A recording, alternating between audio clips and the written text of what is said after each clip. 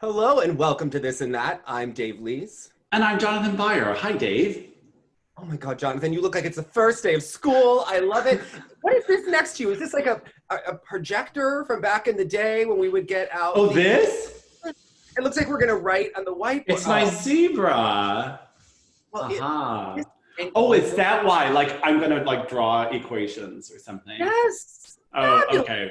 Okay, got it. Remember the overhead would come out on a cart, usually? Oh my gosh. And then it was so like, it was kind of an ASMR thing where they would like slowly write on the Elmo. Ours was called an Elmo where they would write and then it would project up. Remember they used to have those like plastic sheets of paper and then we'd all write down in our notebooks exactly what the teacher would American education. Amazing. Exactly. Anyway. No discussion, just copying. No learning, just writing it down. Anyway, this explains so much in our country, as the international viewers are probably saying. But anyway, this is the skating lesson. We're actually going to discuss all things going on in the skating and subjective sports world today. So if you're new here, please subscribe below and smash that like button. Give us some validation, like, I don't know, like we're selling a Tom Z board, okay? Yes, Tom Z, you were the star of a segment that wasn't what I was saying. Anyway, we are neither here nor there. Yeah, I was like, are we talking about that or are we just moving past it? There's nothing to talk about. It's true. It's true. Like, yep. I'll take it out. There's nothing to talk about. Yeah, like, exactly. You didn't get what I was saying. It's fine. Like, moving along. More to the point. You're proving the point and continuing. You know what, Jonathan? It gave people on Twitter like a whole 8 hours of discussion. It was probably a little, you know what? We're so hungry for skating news that something as minor as his like temper tantrum was like engaging for a moment. It was funny because like I was texting with him as he was tweeting. Like it was just yeah, a loss. Amazing. Okay, yeah. You know what? Mm-hmm. And then like 5 hours later, he was like advertising the Tom Z board, and like who's clearly not getting what I was talking about. Anyway,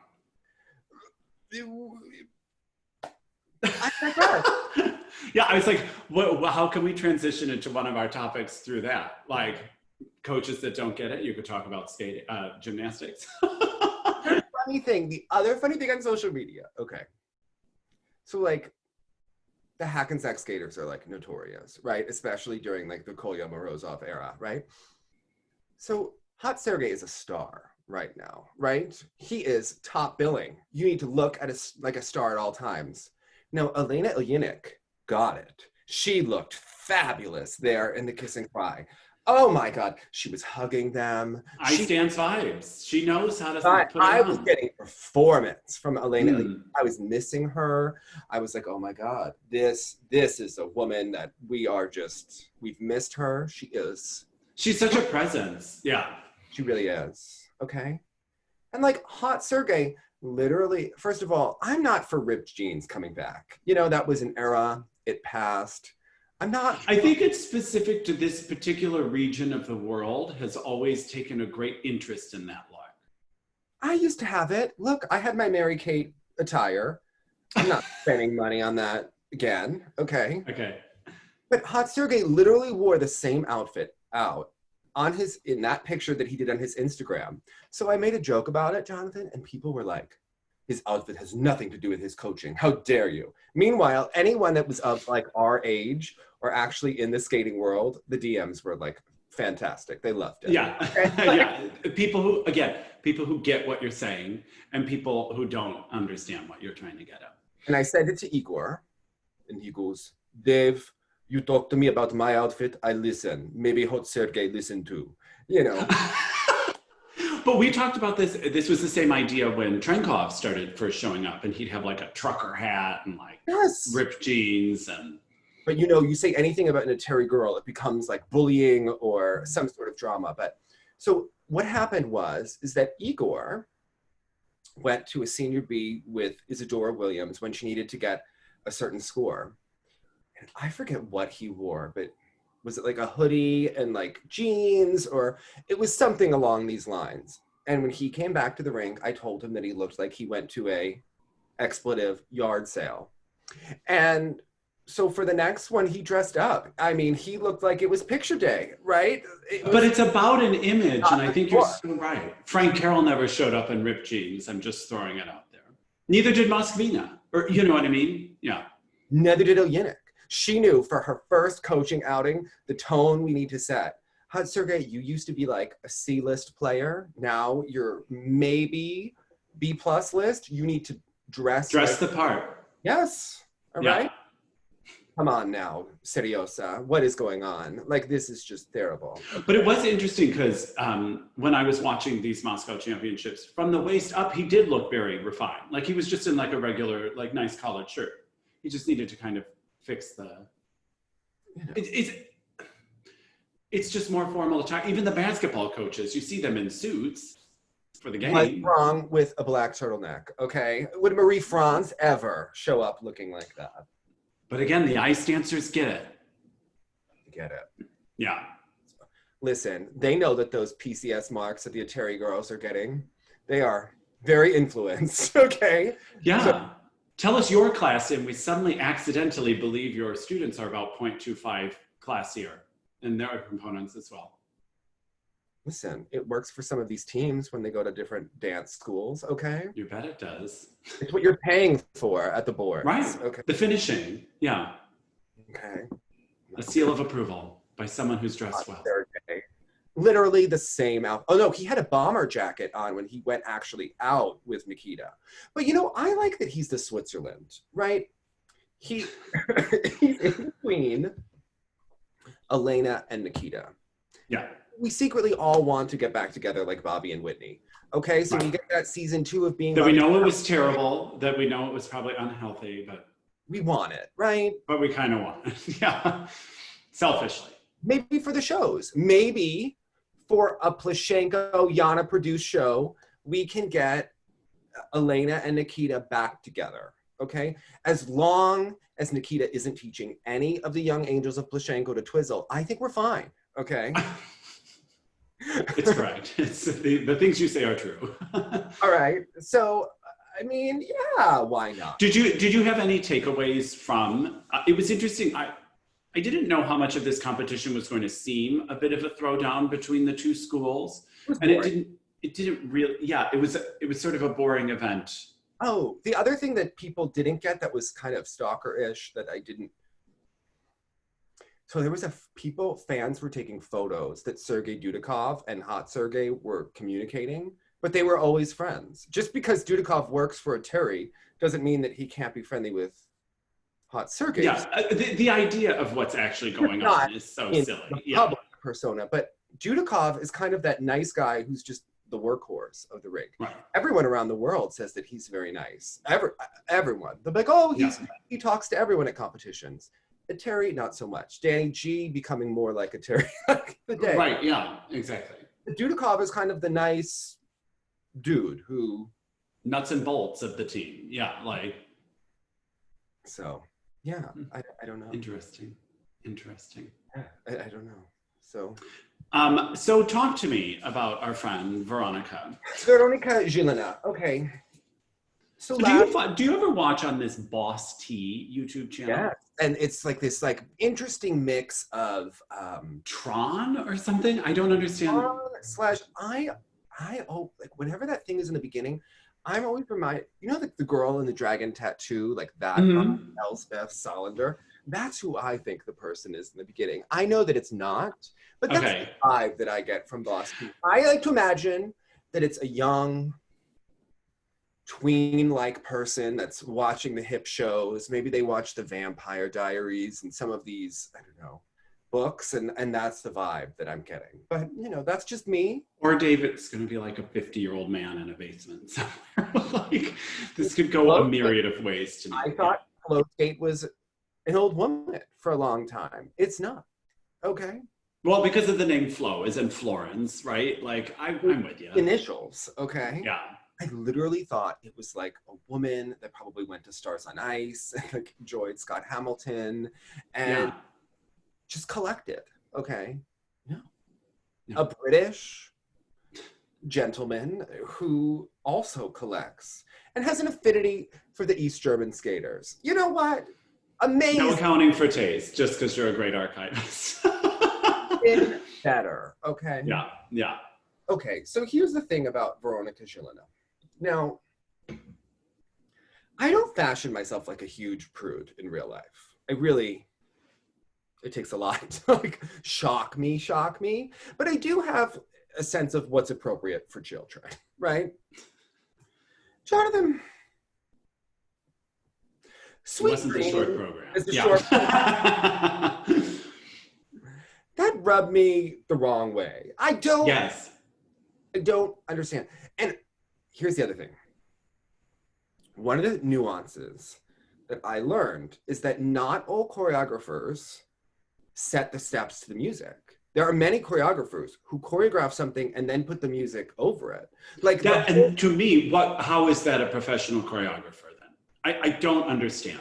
That's a very real thing. And we have seen even Alexander Julin, at times with some of his teams that weren't so musical, he just switched out the music and they kept the choreography and we all acted like that was normal or fine. No, it is neither of those things. To me, it is the core of where they miss the mark. It's where the art form gets it wrong.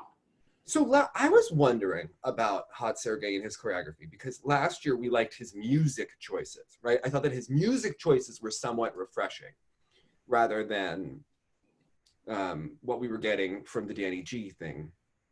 But I don't think he's any better when I watch this because when we were seeing her skate, first of all, her crossovers are no time to the music. She is not feeling this music at all. And perhaps she was just skating through Sia, but it was more background like music that we didn't notice last year. And it became, this music in particular was so abrasively crushing, like the sound levels and the intensity. And your crossovers need to be like, on the beat, girl. Like, where is Galina telling Oksana, no, we are not re-choreographing that. It's timed perfectly, okay? Yeah, exactly. So she was skating through. It was a very Miki Ando performance. The music was playing. It wasn't bothering her. She was skating. Like, yeah, exactly. Happening at the same time that had no relation to one another. The step sequence, again, is where I found it the most Veronica, lovely girl. Not saying that there's not a bad person. Just saying the music and Veronica had nothing to do with each other. We could have switched it out. Or the approximated lunge in the middle of the program. That was a tough call. It was upsetting. You know, she worked on holding the spiral, even in the Samson and Delilah. Didn't happen in the program, okay? She's a little bit flat-footed on her skate sometime rather than the rise and fall. When she skates. The other thing. So I want to ask you this, because we've talked a little bit about Flip and Lutz entrances. Yes. She struggled in the short program on the triple flip and then had to take the steps in between the combo. Okay. She entered the triple flip on such a wild curve. Yeah. Which am I just Johnny America and that I'm used to this sort of like straight down the ice sort of. Frank is very straight down the ice, so that is very American. Okay. For the flip in particular, I kind of look for that. I mean, it depends how you like your flip. Like Michelle did it from Mohawk. I do my flip from a Mohawk. Yulia always did hers from a 3-turn, but always fell. But I mean, you should be able to do it either way from a Mohawk or a 3-turn. But you're not wrong that it might. I was just drawn to how curvy it was. It depends like what you like and what makes you comfortable. So I mean, there's arguably it's not this for her because it resulted in that's something to watch in the future competitions, and why we have the Moscow Championship so that it could be changed to make it more comfortable for the successful. Yeah, because the quad toe was pretty darn good. Yeah, I mean, that was super impressive in the Samson and Delilah. But it was interesting when she went up for Samson and Delilah. They announced her old coaching team. Amazing. And I was like, did she switch between the short and the long? I don't think so. I mean, there are no accidents. I know, right? And you know, here's the thing. We often get Samson and Delilah programs, but still at that one moment of the big famous aria, the Mon Coeur aria, I always hear Tracy Wilson commentating over Jenny and Todd in Lillehammer. Be like, this is what every skater dreams about, to skate better than you ever skated at the Olympic Games. She sounded a little bit more Canadian at that point. Yeah. I miss Tracy so much. I do too. I don't miss Orser at all, but I miss Tracy. Yeah. I would like to also see more of Karen Preston. People say that she's a real outspoken, blunt, just like brass knuckles girl. And I think we need more Karen because she's the one that works with Jason. And now she's working with Amelia Murdoch, who went from MJM up there. So I want to see more of Tracy and Karen. These are personalities, Jonathan. I feel like I might be wired a little bit similarly to Jason in that I would respond to that kind of energy the best. This quasi-maternal, calm.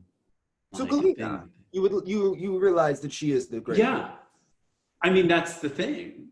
I think I would go for her, even though, like I say, like I so admire work of like John Nix and Frank Carroll and those people. I think I would always have worked best with like Mama Earth.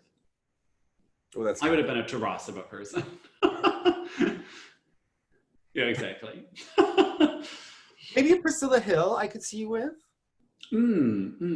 Friendly. Yeah. Yeah, yeah. But I would have been a climber. I'd have been playing politics, so I would have stayed with her too long. So there you go. I'm trying to think of some of the other women. Well, there's Sofia Ateba, who is the winner here. Right. Nothing wrong with her.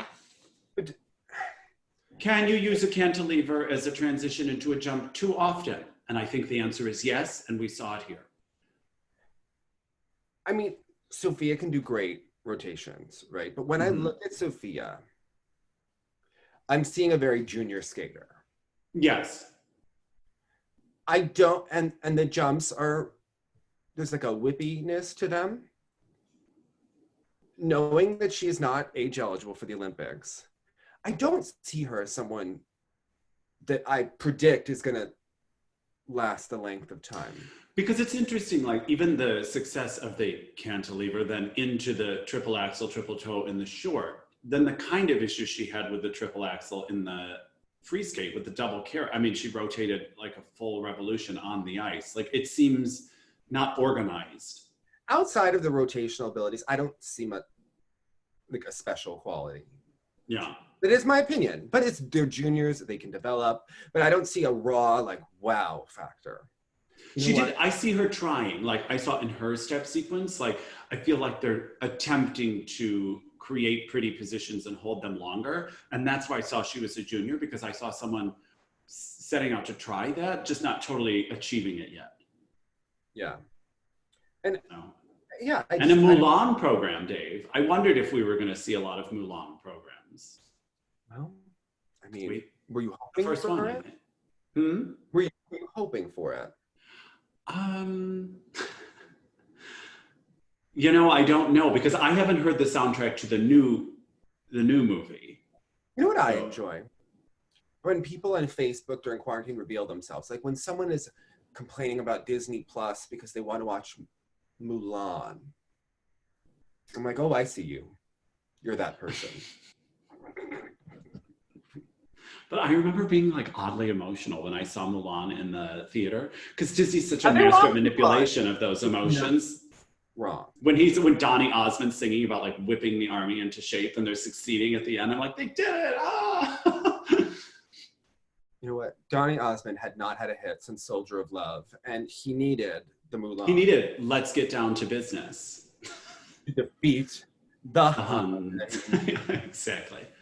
And Michelle Kwan giving us that Mulan Disney special. Maybe, is that appropriate use? I don't know. I don't know. Anyway, typecast. Yeah. Moving on. She, fabulous. So anyway, I thought that Mark from the Terry's School, Lucan, very. Oh yes, because there were two guys that stuck out to me, and he was one of them. Of your favorite Terry boy, so much with the hair. It's like cut together, and I enjoyed watching them together. Yeah, he had really nice skating skills. I felt like and then I knew it was going to be him. Here, wait, bear with me. Vsevolod Knyazov. Whatever. Just someone help us there, please. Also, people in the comments, before you ever complain about pronunciation and like shade us because it's like the easiest thing for us to pick on, just know that Polina Edmunds' mother is Russian. Now, there are people on message boards who claim that she is from like the Staten Island of Russia and just married her husband. Polina Edmunds, half Russian girl, has the worst pronunciation of the Russian names that we have ever heard. Worse than Peter Carruthers, worse than Tracy Wilson, the Canadians. They do seem really funny. Worse than, yes, when like Piper and Paul's coach is commentating. The worst pronunciation. Rod Black would do a better job. I remember Megan used to say, "Oh, Alina Zagatova," and I was like, it was worse than Megan Duhamel. Okay. Who she thinks that's Stoblova. She thinks there's an extra L. And who's going to correct Megan? I'm not going to correct her. Are you? No, she's brilliant. Yeah, she's got plenty of talent. Row, okay? She'd call her Stoblova if she wants. Paulina would, I don't know. She would like mix up the vowels and the... But it was interesting, remember, because we had Dina Kuznetsova on the show, and she was talking us through several pronunciations, and mainly it was about the emphasis in the names. And that was important. Like, Pogorilaya instead of Pogorelaya. Like those sorts of things are easy, but these are new names. And it's, of course, it's how it's transliterated on the YouTube thing also. That's where so much of this gets confused. And there's like there's an Elizabeth, like, you know. It's I know. But Polina. But and we're going to get to her. Yeah. I have thoughts, and I think we differ on them. So I'm excited to sort of chat that out with you. But in any case. I love when you get something completely confused. Just wrong. You're like completely out of left field. It's like we're judging Patreon again.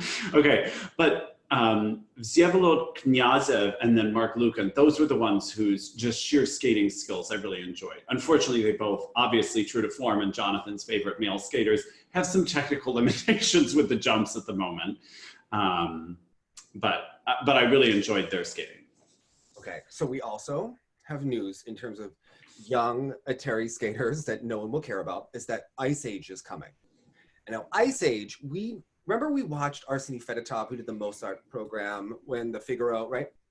Well, he has a little brother, Artem. So I am hoping so much that like, that Arseny's cute little brother will be on this show because Ice Age is coming. And Zakitova is hosting it because you know she's going to be a journalist. And you know that- Famed journalist, Alina Zakitova. This is, unfortunately, there's a conflict and she won't be able to compete this season. If we really thought she was going to be, but I think she's still listed on the test gate. So I'm not sure if she has to go there for funding. Remember she was like in Novogorsk, but then she wasn't there for the pictures. And they said, well, she was sick. So does she have to do an exhibition? Does she have to do a fake program? I'm curious how they're going to spin it. Like, will she just give a special performance? Are they going to like make it like a fake competitive performance? Are we going to see a new program from her? Like, how much fakery are we going to watch? Have to endure. Yeah. Never competing again. Okay. Like, come on. All right. And that's fine. I have never understood this. Like, she's going to host Ice Age with Alexei Yagudin.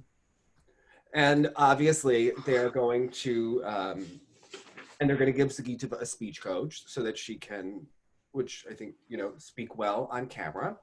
And I'm just hoping that we get some young skaters that we can watch go back and forth between the Plushenko, the Angels of Plushenko, and the Atari School. And I hope that Yana is in the audience. I hope that maybe Atari makes an appearance. I'm ready, okay? I like to watch Averbu choreograph. I like Mama Tarasova there. It's all fun.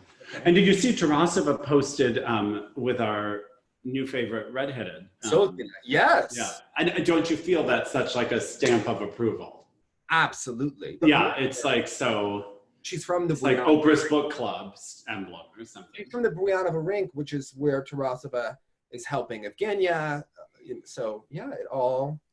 And those. So just a couple of last thoughts on the Moscow Championships. One was that as we sort of saw all of these angels of Plushenko thrust upon the scene here, I can't quite say I got a style or a sense of what this school is. It's a cluster. Yeah, but you know, the Atari thing, even though we know we don't care necessarily for the Danny G aesthetic that we've come to associate with it, we can still identify it. And the Plushenko thing, it was just sort of like a hodgepodge of a whole bunch of different strengths and weaknesses from everyone. Isn't that what you expect? It's like the biggest mess that we have to watch. It's still baking, Jonathan. Okay? Yeah. It doesn't seem in line yet what their goals are. I mean, have you seen Yana's Instagram? I don't think that she has I wouldn't say she has an aesthetic to her style. I would say she likes labels. And I think that that's the same thing they're doing with their coaching staff and their athletes. They're just collecting labels. Yeah. And that's exactly. They're collecting designer labels in their walk-in closet that is their ice arena. Yeah. Yeah. Okay. Amazing. Now, so here's the first thing. Yana has an artistic point of view. Do you think she's going to the Bolshoi and is like, yes. I see a vision for the future of the sport. Yeah, maybe not so much. Please. We know who she is. Yeah, cleaning that car. She has her priorities in order, okay? It's true, it's true. Now, when we saw Anna Shcherbakova's costume change last year in Firebird, we knew that there was gonna be this like heinous aftermath where everyone just tried to copy it. I didn't realize it would happen the same season, the next competition with Trusova, with that ill-advised like moment, but that they got everything you need to know about a Terry's camp. You're right. Like they couldn't. Yeah. People. But like the reason it worked for Shcherbaková was how she did it and the costume, and she was doing Firebird. She's changing, like the music changes because the creature changes, all this sort of stuff. Now, Elizaveta okay, hold on, wait. I can do this. Beresovskaya. But it just ends with a K-A-Y, so that's what's throwing me. She did the quad toe with a 25-minute lead up into it. And in the short program where she's actually wearing a tiara, like a full-blown crown, yeah, Miss Moscow, she like bloodied her costume. It was quite traumatic. Like there's like this opening thing, and it was like then like looked like all this red, and it was uninspired and made no sense with in an Artur Dmitriev type way, without the passion. Yeah, without the passion or the ease of movement. It was literally like she's like, oh, here, let me put this down now, and then we just saw like a slash of her dress was red, and she was wearing like a Halloween costume as tutu, and so this came over it. So Artur Dmitriev's like, how am I going to put this in a politically correct way? Artur's just masculine energy as he rips open the costume. Fabulous. Yeah, that's a moment. Even if the costume didn't open and he was just like showing you that visceral energy, it was a thing. But now this is a good transition because I did just like skim some of the pairs and dance at this event. I did. And there was one pair that I really enjoyed in the short program, and unfortunately they really imploded in the long. And this was Belova and Chigirev. Their side-by-sides were a disaster in the free skate, but they had really, really beautiful qualities in the short program. So hopefully they continue to improve, and it'll be fun to see where they go. And he's their coach, so. All right. Well, we have a couple of other nuggets here. I hope that this year you're going to have a better attitude about Dancing with the Stars. I know that you had a thing with Adam, and that it was after your dad died, and then you had a terrible attitude. I did, but you know what? Here's where, and I keep talking about this, here's where, you know, those things are slightly rigged in their own way, because Tanya won that final night. I'm sorry. Tanya, when she pulled out the 1991 footwork sequence on a diagonal across that dance floor on the final night that no one expected, she changed the game and should have won. And then Adam came out and in familiar fashion just kind of flopped in the biggest moment. And it was like, with arguably inappropriate costuming and stuff, but he still won. It was an unfortunate It was all about personality. He was giving you personality. It was clear he was going to win from moment one. Yeah. But Tanya won the night. All right. Okay. You could send her that. Maybe in the Tanya fan club. You could let her know. That's right. That's right. Justice for Tanya on Dancing with the Stars. Exactly. Could you imagine if I cared?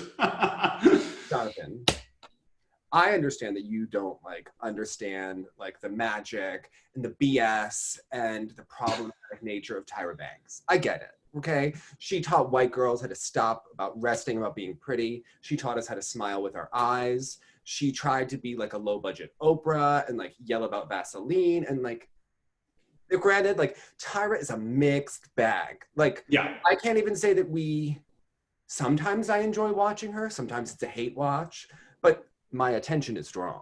Okay. I can't say that I like. Is she going to be on it? She is the host. They pushed off Tom Bergeron and his dad jokes because she has some development deal with ABC, and Tom is like secretly salty about this, but doing it in like a more classy way, but he is salty. So enjoy AFV. Doesn't he do America's Funniest Home Videos? Makes about herself for moment one. It's granted that show needed a revamp. It's on like season 92.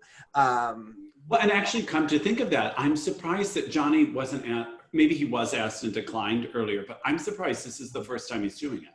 They took Evan over him because Evan's agent at the time was Yuki Sagusa, who also had relationships with like Derek and Mark Ballas and Cheryl Burke. Like during that time, it was much easier to get like Evan on there. Johnny, which is funny because Evan just even with the gold, it's like a Sarah Hughes situation. Like even with that gold, Johnny would have been well known. Johnny would have been a much more interesting person back then. 100%, and is more recognizable a name. Yeah, Evan was just like, and he was friends with Erin Andrews, who also had that like personality. And then they randomly asked her to host, and she was very abrasive, but she had a great sob story. So. Okay. You need a sob story in this. I don't think Johnny has one. Anyway, so Dancing with the Stars is gonna be about Tyra. She made it like the whole, the poster for this season is her face with like the Mirrorball lipstick. So again, her narcissism making it about her. Tyra, please tweet me again. I will explain to you what I'm talking about. Anyway, the lineup, very fascinating. Okay. Carole Baskin. Carole Baskin. So they went for murderer. She's gonna kill it. She's gonna kill it. Gonna kill it. Monica Aldama from Cheer, the coach. Oh yeah, okay.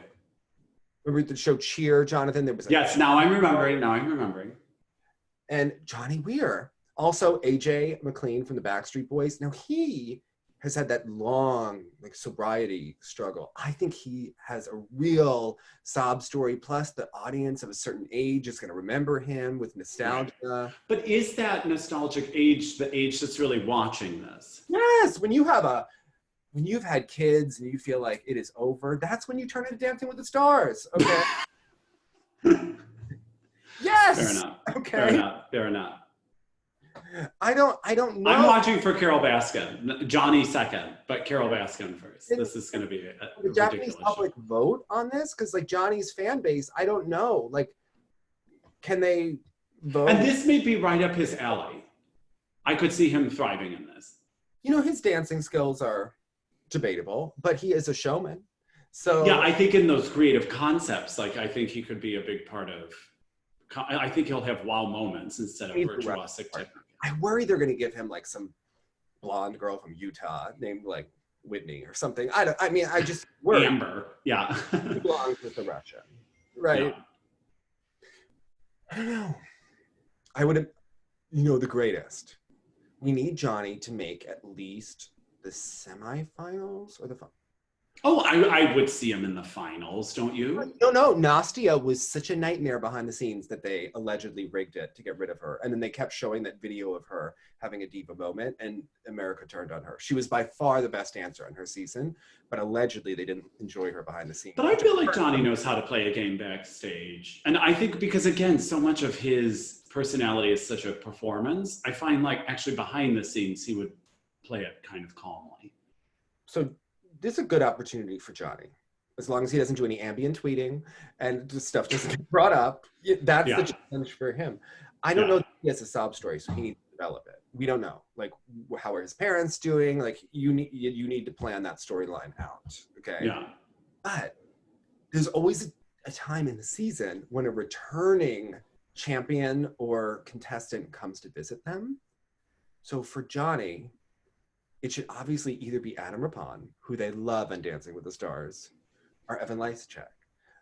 Who would we enjoy more? I really want to watch his replacement, Adam Rippon, come to visit him when they come and they're acting as if they're giving tips. Like, I hope they don't go lame and just have like Christy Yamaguchi on. Like, no, we need to watch Adam Rippon Johnny's placement as America's favorite gay, come to give him some pointers on Dancing with the Stars. Could you imagine? Okay. To commentate on Johnny. And to give him like, no, they usually give him like, they usually give you like a pep talk. Okay. And they talk about like how amazing you're doing. And then like you hug and thank each other. And yeah, like Christy Yamaguchi, I think, came from Meryl Davis. And she's like, you're so good. You know, I can't even tell you, right? But it's interesting because like Johnny always was a kind commentator to Adam. He could have gone in and did not. I found him always supportive of his. Right, but then we know that there were some things, but you know, Adam will probably come in and say, you were such a gay role model for me growing up. I mean, it's how it's gonna go. I know they were competing at the same time, but yeah, okay. We need to watch the tension of like knowing that NBC stuff, that incredible. Okay, it's what we need, Jonathan. Yeah. No, I wanna watch Adam let's have Tanya come and talk to Johnny. That's much more interesting. I need Adam to, or do you send Tanya in to talk to Carol Baskin? Just saying. Tanya would be great for Carol Baskin. Yeah, exactly. But Monica Aldama, that's an interesting one. You know, she's cheerleading, she's fit. I imagine she can dance. America kind of loves her from Netflix. There are some other people that are on that real estate show on Netflix that I haven't watched, that The Selling Sunset, that everyone feels may need to watch. Get to it. So there's a lot of different people. Nelly, I don't know if you know who Nelly is, but he was once a popular performer. Like the R&B guy? Yeah. Oh, amazing. Yeah, so I mean, there are different people who could take it. There are people that have more of a storyline now, but these are the people that we care about. Obviously, we're tuning in for, yeah. So, but I was thinking that, so Monica is busy with Dancing with the Stars, right? Now, do you remember Lori Hernandez's gymnastics coach, Maggie Haney, got in trouble and was suspended for 8 years recently for being an abusive coach? Now, she has an appeal going, and she went to the attorney who everyone accused of these types of things goes to, and there are different theories about him, neither here nor there. Anyway, interesting to me that she got in trouble, Jonathan, because there have been murmurings. I got an email from one parent months ago that she's still been coaching. And that the thing is that there are different leagues, the way that skating has USFS and ISI, that there are some gymnastics leagues no one's ever heard of, and that Maggie is trying to still tell parents that, well, that's what we'll compete in. And you'll still get a college scholarship.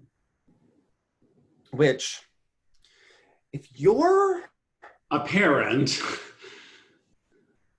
right, if you're a college coach and you're recruiting someone who was coached by a band coach and their parents let them, is that the kind of person you want to recruit, or is that a potentially problematic situation, right? You could say that they're loyal, which you might enjoy as a coach, and that they know how to keep their mouths shut. Or you could say maybe these parents are batty and this could be a red flag situation. So there are photos of Maggie like working out with the girls in the parking lot. There are photos of, like, there's a Venmo that she's clearly still been accepting tuition, whether she's coaching or not, right? But why don't you have your Venmo on private? Dear Lord. Okay. All of this is, oh, she changed it to private now. But all of this is going on, and like, as she's trying to appeal her suspension. So I don't think that's going to go well. Yeah, she's not playing the game so well at the moment, it would seem. But again, the question is who is wondering, and we've talked about this with certain coaches in skating that have been banned, who then says, oh, but I'm sure that's all just drama. We should continue to work with this person or seek out this person's counsel. Most of the A-list gymnasts have left because they need to continue with their careers at some point, right? But the thing I think is so fascinating, I was thinking about, like, so if Maggie can't coach, I've been thinking, you know, Monica Aldama is going to be busy. With the stuff we've read about Maggie, I think Monica would be Maggie would be a perfect stand-in, even for the Netflix cameras, to go down to Texas, to watch people fall from the pyramid and just calculate in her head who she's going to replace them with and not even react. I think that Maggie has a future as a cheerleading coach and that it should start now with cheer. I think she is so right for that world. I think she is so right. Remember when Monica had that boy injure himself on purpose because he like disobeyed her and she made him like feel the pain? I'm telling you, you don't remember, but it was a great episode. Okay. She was a great, Maggie Haney, I think is so right for cheerleading with the injuries. I think she'd be great at a community college, you know, one where they can't write real well. Yeah. We've seen some of their Instagrams before they had companies take care of it for them. Right. I think Maggie would be so right for cheerleading in Texas, where she's from originally, before she became a Jersey queen.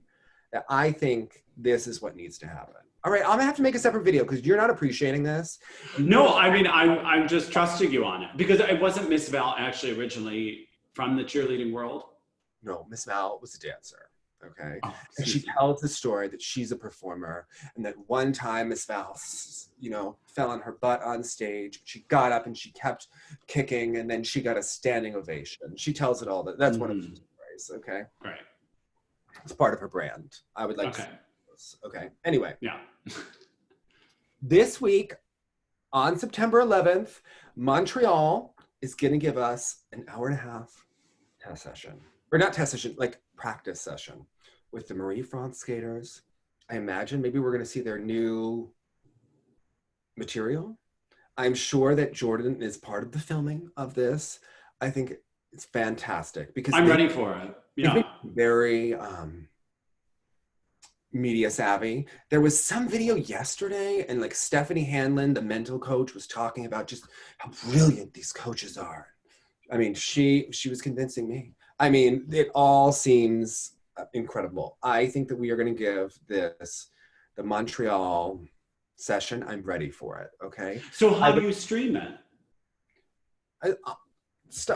I think on their website, right? Let me get the email up. I wasn't. Yeah, because I would love to. I mean, this is something I think most of the people watching like could be really. I mean, I love that it's called I.AM.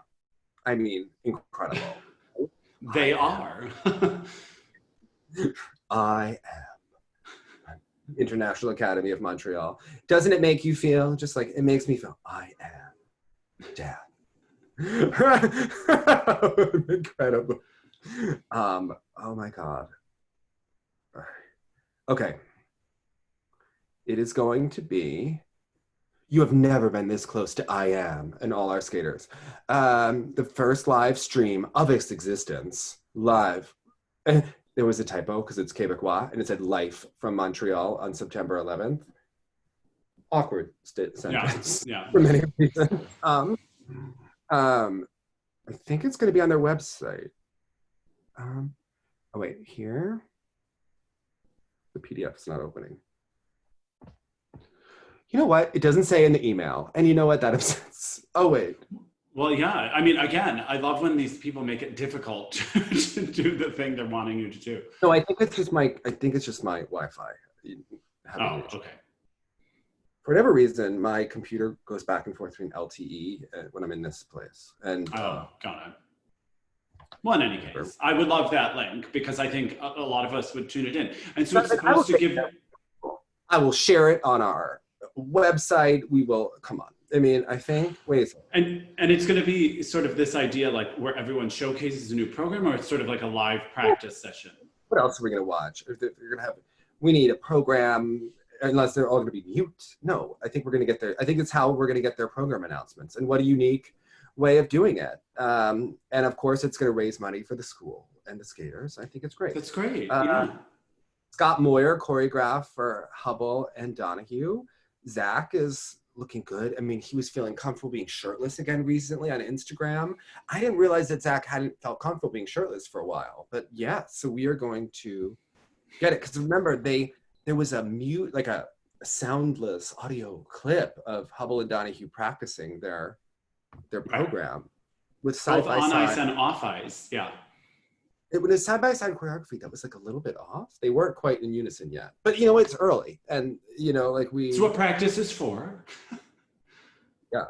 But okay. So it's gonna be 1 p.m. Eastern time. So it's gonna be like during our lunch breaks.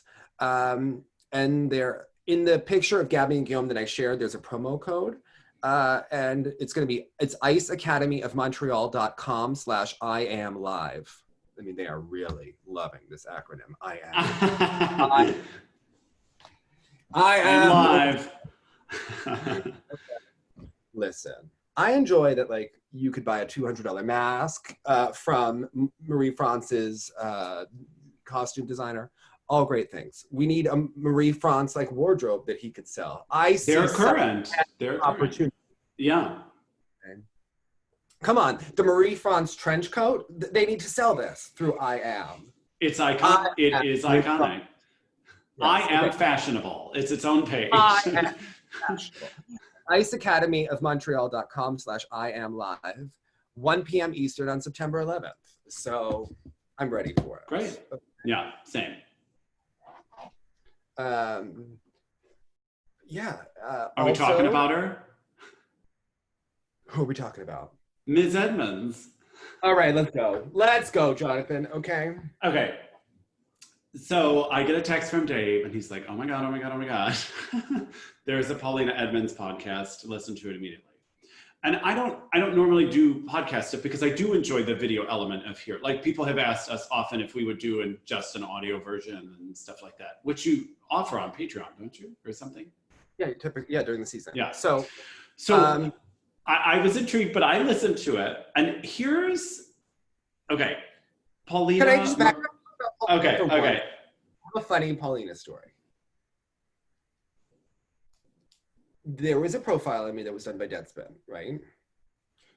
When there's going to be a profile on you, you do know that there's going to be someone giving a positive quote and a negative quote. It's just how the press works, right? I know, because they called me, and when I was in Germany, and they were like, I think I gave a couple quotes for it. But I would think that that would be more positive, right? Like, yes, no, I'm saying I was definitely one of the positive ones. Like, they dug around, like, right, like to see where there was beef, right? Like, come on, you kind of know that that's gonna happen when you do this piece. Although, like, see it in print is like always like amazing, right? Like, yeah. The thing about it is, like, okay, I was thinking, like, who are they? When I remember reading it and being like, oh, I didn't know we had beef with Polina. Like, I didn't know she was so upset that we didn't like her costume. And I was like, I think she's mad at me about her costume, but, like, I think Jenny hated it too. You know, I don't think, and like, she was like, it was much better with Jenny. I was like, I think Jenny hated Polina, not hated Polina, but thought that she but Jenny, it was interesting because a lot of people always will comment when there's discussion about packaging in general. Yeah. But it was really Jenny's MO. She really pushed hard about that packaging thing. She knew about it. She was good. Because they know that that's a real part of how you're perceived. Yeah. And from Polina's podcast, it's clear that she still doesn't get it. She still doesn't get, like, a lot about skating, which was so amazing to me, is that basically, I was trying to think, like, you know how, like, there's an adult Karen? Like, the Karen, someone that complains. Oh, yeah, yeah. Speak to the manager, Karen. I was thinking, like, there needs to be a name for, like, a white blonde girl of privilege with a lack of self-awareness and an inflated sense of self. Because that's what I was getting from Polina's podcast. I think that would be Megan, like Megan McCain. Like, that, it would be like, this podcast is like if you gave a teenage Megan McCain a microphone and was just complain about every gripe in your life. The fact that we knew that Polina is mad about some grade she got in art class in 8th grade is so impressive. Because she was going to junior nationals or something. Yeah. The kinds of things that Polina has overcome. I mean, lack of the sob story for potential Dancing with the Stars. Her sob story was about an art grade. And also, it's impossible to divorce Polina the fact that anytime that there is someone that has any sort of sexual abuse, Polina's mom writes the harshest, least empathetic. Svetlana Horkina-esque. Worse. Okay. Yeah. Nina is an aggressive person, as Polina let us know.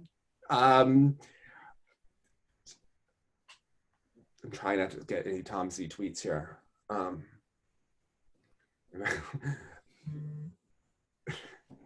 There's a lot that Polina doesn't understand about her own skating. And the fact that Polina didn't have a part of skating is personality driven. Polina didn't have that warm personality on or off the ice, and she didn't have a unique brand / story. And she just kind of, even on a practice session, would kind of blend into the background. You know, there's something that makes you watch Ashley Wagner, and there's something that makes you watch Gracie. And I think in Polina's mind, she does have this. And maybe because she is such a strong person, but it doesn't come across when she skates.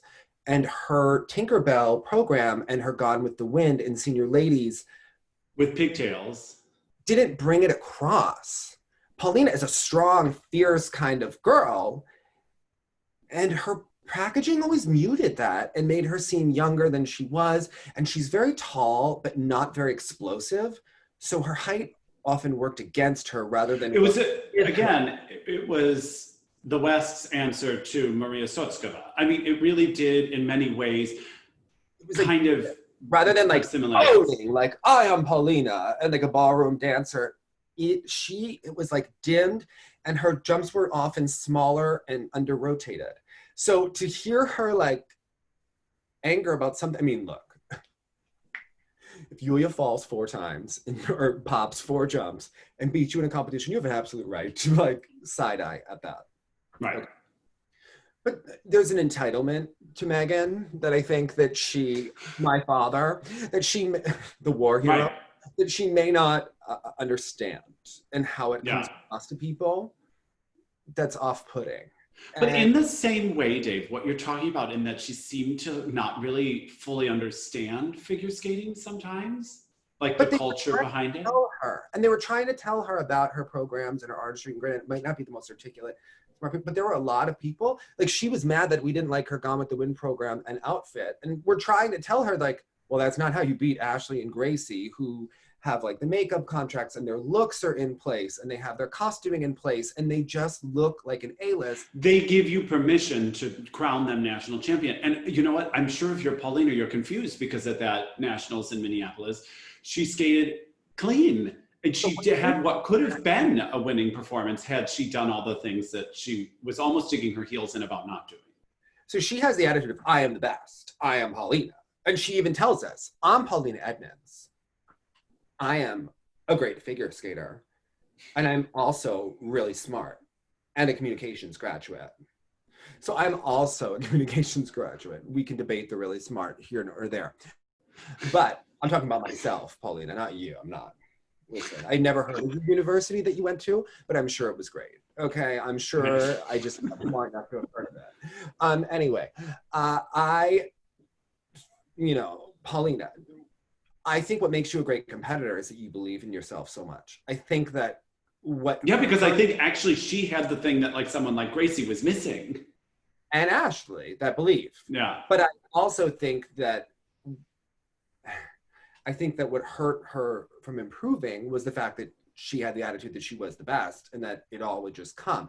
And I understand that there's a belief like that maybe the components are all BS, but like you're competing against Ashley and Gracie, who you need to displace. They are well-established American skaters. She really needed more speed. She needed a distinctive look, and she needed like way better music and programs. And they just didn't get it. They didn't understand the big picture. Right. That this is like part pageant, that this is about so much more than just, I did some really difficult elements. Yeah, well, they were also downgraded almost every time. And quite often, and they were, and just oftentimes forgettable material. Yeah. The Tinkerbell was not a winner. Right. Gone with the Wind, not winning music. Well, it had a touch of this kind of Brady Tennell Cinderella almost, but then they knew that's a positive thing for you. No, but that even in that Brady camp, you see that they're trying to listen and infuse some sort of identity. Whereas, again, they really dug in their heels and were like, no. But what I kind of liked about her in like 2014 is, again, I think there was a list of this many people, and maybe she was sort of in consideration for that Olympic team. Maybe, oh yeah, but we were all thinking about all these other people, and she just came in and kind of did it as an outsider. She always felt like an outsider within the sport, which you're saying probably held her back in many ways, but it kind of was refreshing for me because I liked when she was talking about, she's like, yeah, I still went to high school. Like there was like some 30-year-old peers guy harassing me, like, you're so dumb for going to school. Like you should be training full time and blah, blah, blah. But thank God she did, because there was a limitation as to how far this career was going to take her within the sport. I don't, limitation, you know, everyone has challenges, right? Like everything has things that work for and against them. Very rarely do you have like, you know, the perfect specimen. Polina's best program to me is the second half of her Olympic and World Championship program from 2014, when it just becomes like an open free skate, and almost reminded me of like the old school, like Julie Lynn Holmes type skating. Mm-hmm. To me, they needed to do more of that and just expansive, flowy, and instead they just missed the mark with her. And I think that because her mom was her coach, I think that there was too much of their own opinion, just like circling. When you have like the mom as the coach who's also helping you pick material, I don't know that you're getting enough outside voices. And I think that that's kind of what hurt them. And like some facts were a little off, but she really couldn't understand Yulia. And the one thing that I will say about Yulia is that, and I understand that Polina was not allowed to go to the Junior Grand Prix and she wasn't given an assignment, and she's here to tell you that that was BS. And you know what? She's likely right. Okay. She's right, yeah. And this is part of the problem. Yulia had gone to Junior Grand Prix in 2011 and Junior Worlds, and she won. And she went to the Junior Grand Prix final. And then she competed the next year and was a little shaky on the Grand Prix and didn't, you know, and had an injury. And then she came back, but she was always consistent. And she had, the Schindler's List program was genius material for Yulia. It just carried her, and it was iconic in its own way, and the fact that it was so memorable. Polina never had that. She had this like mambo type program for the short or whatever it was, and the yellow dress. You know, there's always just like a little missing factor. Right. They never quite figured out with her, and the speed was always kind of a problem, and so. Well, and one of the most fascinating comebacks I've ever seen. Because back with the cats and the flat iron hair, I mean, that was a moment, Jonathan. And like the magenta jumpsuit, because I was in France, remember, just to watch it. And I was like, okay, I sort of see like she's on a trajectory here, but the response and their like approach to it, there was a part of it that you really liked because you knew it seemed on the outside they didn't actually take it very seriously. But what if that had been like a braiding? Then Polina Edmunds is an Olympian. And she wanted to compete in top 10. Yeah. Who are you to say that that is not serious? Okay. Maybe I'm the person watching them laugh at the scores when they come up in the kiss and cry. The USFS didn't even give Polina a congratulations when she graduated with her communications degree. So you know what? Maybe you can take that opinion and shove it. Okay. Because they just didn't appreciate her. Okay. Well, yeah, there's a lot. The bitterness is at the forefront of this taste, this flavor profile we were getting. Do we even know if Ashley Wagner has graduated the 12th grade? I mean, we never got a post about that either. So you know what? Okay. But it's all the things that make her that way are also the things that kind of endear her to me in some ways. Like it was this outsider thing in an outsider way that no one else really was. I mean, in her generation. She's going to rant about the season when she withdrew from Worlds. And was it a foot injury? Was she just over it after Nationals? I knew when Gracie hit, obviously, if Gracie hit, there was no way she could have ever won. But I think she really thought she had it. I do. Polina. I think that was I think we're going to learn that was a huge moment. Yeah. That was the turning point. It never came back from that. Otherwise, I don't get the arc of this podcast. I don't get why it's a thing. Right. why they gave it to her. Are the other ones as cringy? I mean, this poor sound editor, this poor man who has to put this all together. Well, I listened to 4. I think she had 4 out. There's going to be a 5th one.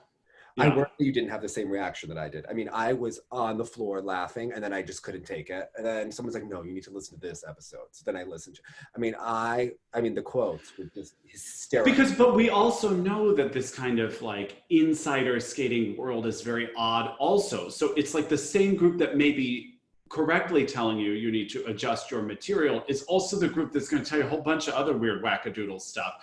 And I love that, like, for much of it, she did need to adjust it. No, she did need to adjust her material, but like the other comments she was saying she was getting were so like out of left field from these random people that aren't educated.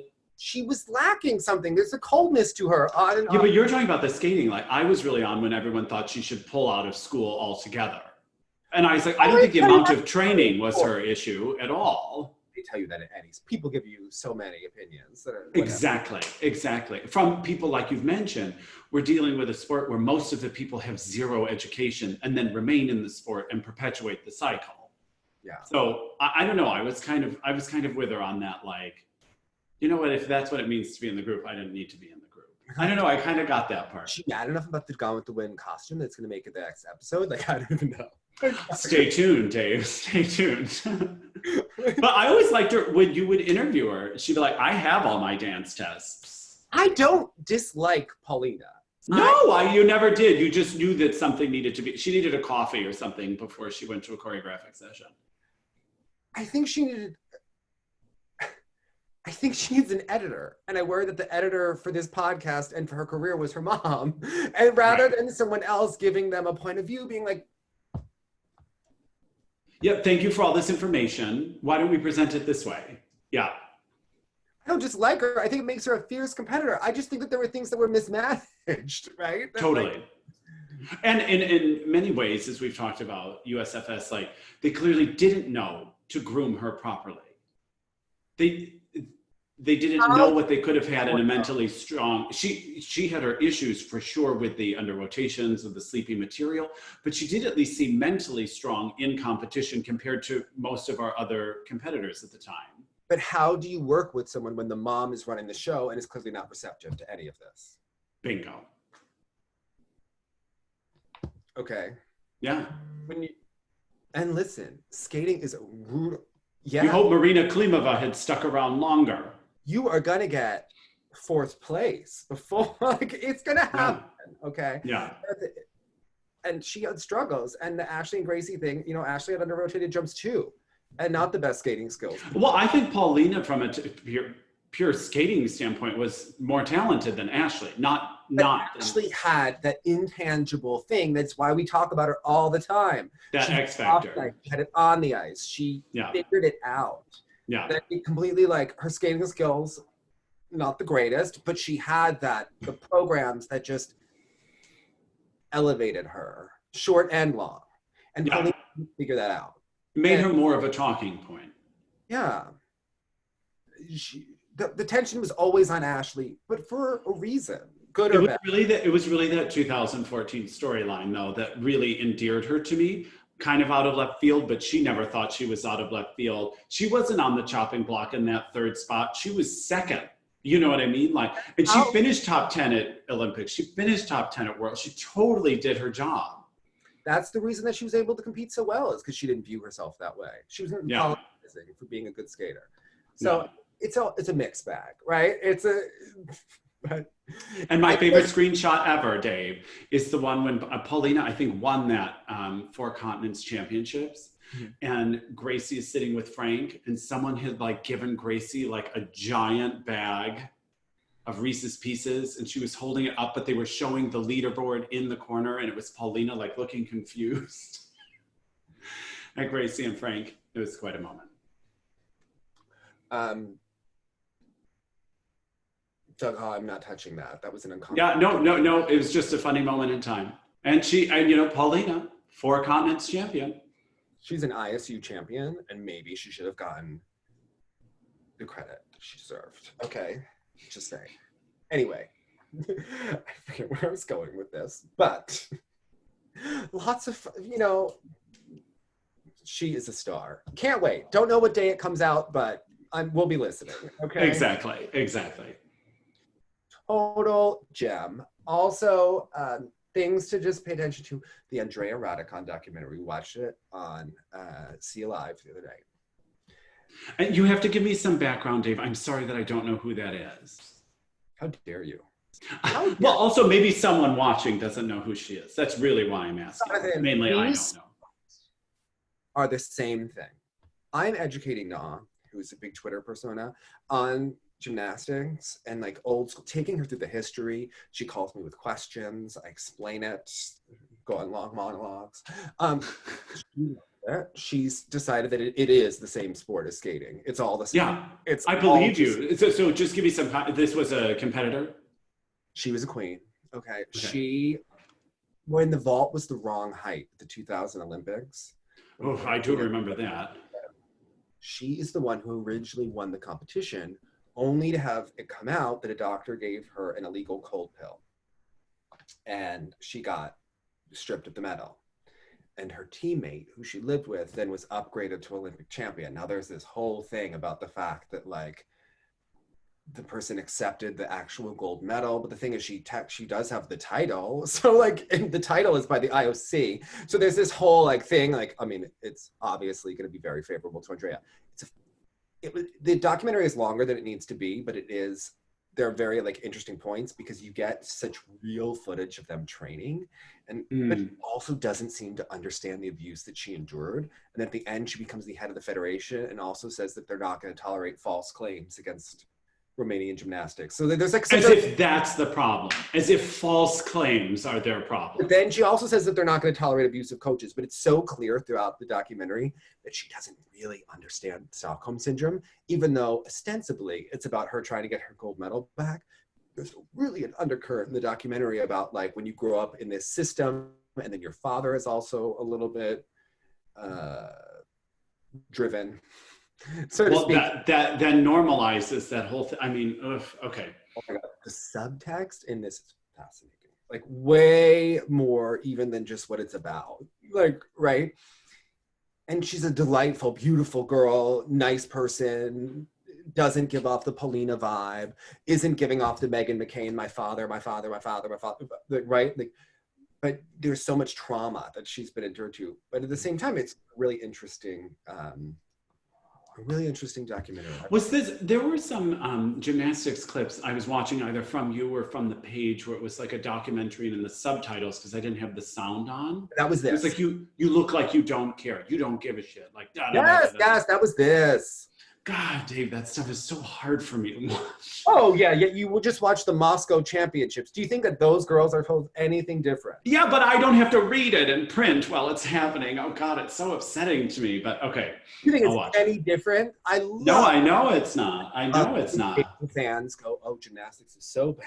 And you're like, did you just watch the Junior Moscow Championship? What do you think those girls are enduring every day? Okay. Yeah. It was so clear. Okay, so it was an interesting watch. But what I thought is fascinating is that the coaches, maybe this is a different video, but the coaches don't seem that upset.